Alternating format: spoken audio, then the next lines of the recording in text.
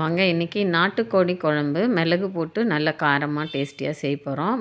நாட்டுக்கோழி பாருங்கள், 1 கிலோ எடுத்திருக்கேன். அது மஞ்சள்லாம் போட்டு சுத்தமாக வாஷ் பண்ணி எடுத்துட்டேன்.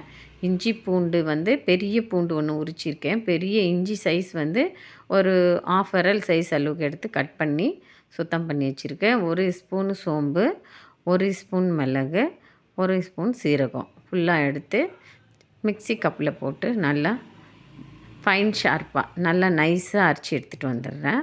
அப்போ தான் வந்து நாட்டுக்கோழிக்கு மசால் கரெக்டாக இருக்கும். இது பாருங்கள், சீரகம் எல்லாம் போட்டு க்ளீனாக நைஸாக அரைச்சி எடுத்துகிட்டு வந்துடுறேன்.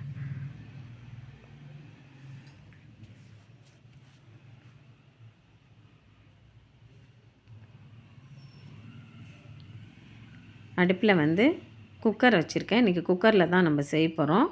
நல்லா 1 குழிக்கரண்டி அளவுக்கு எண்ணெய்ங்க, பெரிய குழிக்கரண்டி அளவுக்கு எண்ணெய் எடுத்திருக்கேன். லவங்கம் வந்து 7 லவங்கம், 3 பட்டை எடுத்திருக்கேன். இதை அப்படியே வந்து நல்லா காஞ்சி இருக்கிற எண்ணெயில் காய வச்சுட்டு அதில் போட்டுடலாம்.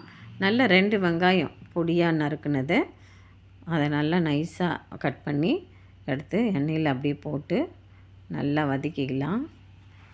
நல்ல எண்ணெயிலேயே அப்படியே வந்து ப்ரௌனாக ஆகிற அளவுக்கு வதங்கட்டும். ஹாஃப் ப்ரௌன் தான் இருக்குது, இன்னும் நல்லா ப்ரௌன் ஆகட்டும். க்ளீனாக அப்போ வந்து நம்ம வதக்கிடலாம்.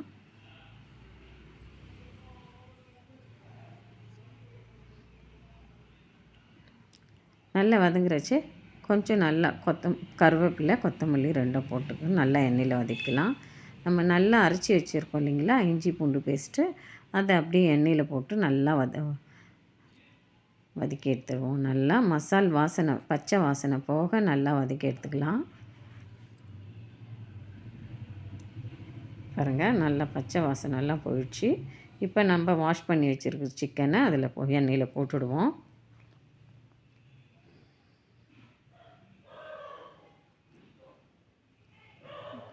கொஞ்சம் எப்போவுமே நாட்டுக்கோழி ஹார்டாக இருக்கும் இல்லைங்களா, அதனால் எண்ணெயிலே ஒரு 5 நிமிஷம் அப்படியே வதங்கிக்கலாம். நல்லா மிக்ஸ் பண்ணி நல்லா எண்ணெயிலே நல்லா கொஞ்சம் அந்த தண்ணி நம்ம வாஷ் பண்ணோம்ல, அதில் தண்ணி இருக்கும்ல நாட்டுக்கோழியில், அந்த தண்ணியெல்லாம் நல்லா சுண்டி வர அளவுக்கு நல்லா வதக்கி எடுத்துருவோம் எண்ணெயிலேயே.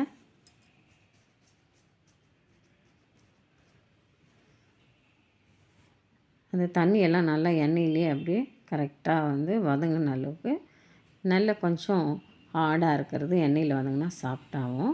மஞ்சப்பொடி வந்து 1 ஸ்பூன் அளவுக்கு போட்டுக்கலாம், சின்ன ஸ்பூனில். எப்போவுமே நாட்டுக்கோழிக்கு கொஞ்சம் மஞ்சள் கூட இருக்கணும். மேலே கொஞ்சம் வாசனைக்காக கொத்தமல்லி போட்டுக்கலாம். எண்ணெயிலே வதங்குறப்ப கொஞ்சம் டேஸ்ட்டு நம்மளுக்கு கிடைக்கும். நல்லா வாசனையும் நல்லாயிருக்கும். பாருங்கள், எண்ணெயிலே நல்லா பாதி வதங்கிடுது. பார்த்திங்களா, அடியில் தண்ணி இருந்ததில்ல, தண்ணியெல்லாம் வற்றி நல்லா பாதி அப்படியே சுக்காவாக பாதி வதங்கிடுது. இப்போ வந்து என்னென்ன தேவையான மசாலாலாம் போட்டுக்கலாம். குழம்புக்கு தேவையான மசாலா போட்டுக்கலாம். இப்போ பெப்பர் வந்து நல்ல ஒரு பெப்பர் பவுடர் போட்டுக்கலாம். நம்ம மிளகு போட்டு தான் நல்லா காரமாக குழம்பு வைக்க போகிறோம். நல்லா வந்து ஒரு பவுடர் போட்டு நல்லா பெப்பரை மிக்ஸ் பண்ணிக்குவோம். ரெட் சில்லி 1 ஸ்பூன் அளவுக்கு போட்டுக்கலாம், பெரிய ஸ்பூன் அளவுக்கு. சிக்கன் மசாலா பவுட்ரு ஒரு ½ ஸ்பூன் போட்டுக்கலாம். குழம்பு மிளகாய் தூள் வந்து ஒரு பெரிய ஸ்பூன் அளவுக்கு போட்டுக்கலாம். இந்த காரத்துக்கு நம்ம பெப்பர் போட்டு இருக்கிறதுக்கு கரெக்டாக இருக்கும். அப்படியே எண்ணெயில் வந்து இதெல்லாம் போட்டு அப்படியே மிக்ஸ் பண்ணி எண்ணெயிலே கொஞ்சம் சுக்காவாக அப்படியே போட்டுக்கலாம், கலரி விட்டுக்கலாம். தேவையான அளவு உப்பு போட்டுக்கலாம். இப்போ நல்லா அந்த மசாலாவுக்கு தேவையான அளவு உப்பு போட்டுக்கணும். எண்ணெயிலே அப்படியே நல்லா வேக வச்சு டேஸ்ட்டு நல்லா கூட இருக்கும். நாட்டுக்கோழிக்கு நல்ல காரம் கொஞ்சம் நல்லாயிருக்கும். இந்த கோல்டு சீசனுக்கு வந்து இந்த மாதிரி செய்தால் எவ்வளோ கோல்டு இருந்தாலே கொஞ்சம் நல்லா காரமாக சாப்பிட்றப்ப கரெக்டாக இருக்குங்க. இது மிளகு குழம்புக்கிறதுனால இந்த அளவுக்கு. இல்லைன்னா நம்ம குழம்புன்னா அது வேறு வந்து நம்ம தக்காளியெல்லாம் வதக்கி பண்ணுவோம். இப்போ வந்து தக்காளி 3 தக்காளி பெரிய தக்காளியை அரைச்சி நல்லா நைஸாக அப்படி இது மேலேயே போட்டுக்கலாம். இப்போ இந்த எண்ணெயிலே அப்படியே வதங்கும். அந்த தக்காளியும் தனியாக வதக்கி அரைக்க தேவையில்லை. மிளகு குழம்புக்கு பச்சையாகவே அப்படியே அரைச்சி, ஏற்கனவே நம்ம சிக்கன் நல்லா வெந்துட்டதுனால தக்காளியும் கூட அப்படியே வதங்கிடும். வதங்கி எண்ணெய் கசிந்து வரட்டும்.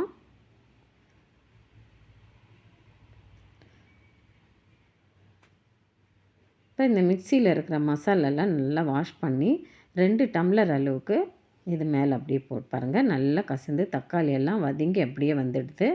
இந்த மெத்தட் தான் மிளகு குழம்பு கரெக்டாக இருக்கும். நம்ம குழம்பு தேங்காயெல்லாம் அரைச்சி போடுறப்போ எல்லாம் வதக்கிடலாம், தனியாக தக்காளி வதக்கி செய்வோம். இது மிளகு குழம்புக்கு அப்படியே போட்டுடலாம். அப்போ கொஞ்சம் டேஸ்ட்டு நல்லா கூட இருக்கும், காரமும் நல்லா இறங்கும் இது மசாலாக்குள்ளே. இப்போ தண்ணியெல்லாம் நல்லா வாஷ் பண்ணி 2 டம்ளர் அளவுக்கு தண்ணி கரெக்டாக இருக்கும்.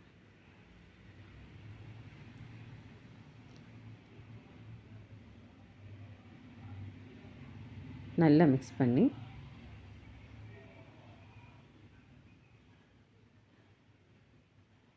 தண்ணி 2 டம்ளர் எடுத்துக்கலாம். பாருங்கள், நல்லா 2 டம்ளர் தண்ணி ஊற்றி நல்லா மிக்ஸ் பண்ணி வச்சுருக்கேன். இப்போ குக்கர் மூடி போட்டு நல்லா நம்ம 5 விசில் விடலாங்க. அப்போ தான் வந்து அந்த காலில் இருக்கிற கறியெல்லாம் நல்லா வெந்து அப்படியே ஜூஸியாக வருங்க. மிளகு குழம்பு ஜூஸ் அப்படியே நல்லாயிருக்கும் கரெக்டாக. இப்போ 5 விசில் வந்துடுது பார்த்திங்களா. கரெக்டாக நல்லா வந்து கிரேவி பதத்தில் மிளகு குழம்பு ரெடி ஆகிடுது. அப்படியே வந்து வேறு பாத்திரத்தில் மாற்றிப்போம்.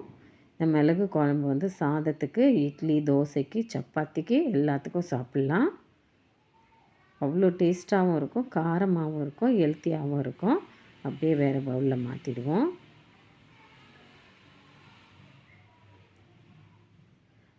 நல்ல டேஸ்டியாக இருக்குங்க இது.